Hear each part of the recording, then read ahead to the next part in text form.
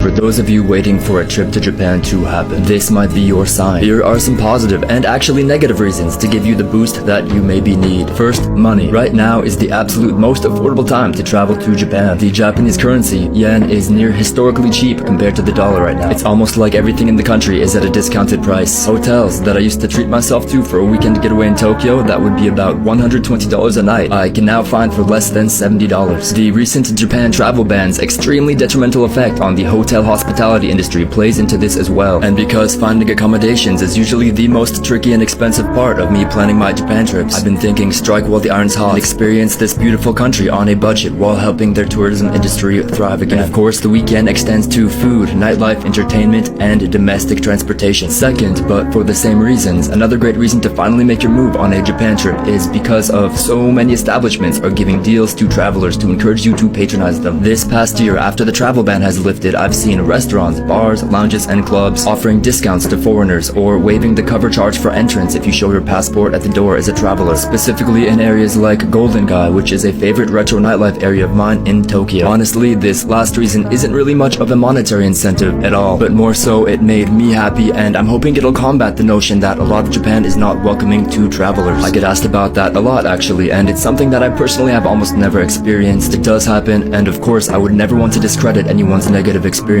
Primarily, I hope that worries like that won't discourage anyone from coming to experience beautiful times here. Any smart business in Japan is catering to a global atmosphere. And now, unfortunately, the negative reasons why I encourage people to travel to Japan sooner rather than later. Kind of the real reason I wanted to make this video, but it kinda gets me down. Because, ironically, much for the same reason that Japan is so affordable to travel right now, many of the things I love about the country are slowly fading out of existence. Inflation has caused many smaller local and family-run restaurants to go out of business, including a couple in Kansai that I personally really loved and always thought I could go revisit or make a video about someday. For example, it was on the news a couple months ago that bankruptcies in ramen restaurants are up 3.5% in the past year alone due to rising energy costs. Unfortunately, a lot of these smaller places I really always felt were very unique to the cultural fabric of specific regions that I really enjoyed, and additional factors are stacked against them too, such as an aging population because no one is having babies, a consistent youth migration to big cities, skill shortages in traditional trades, and depopulation of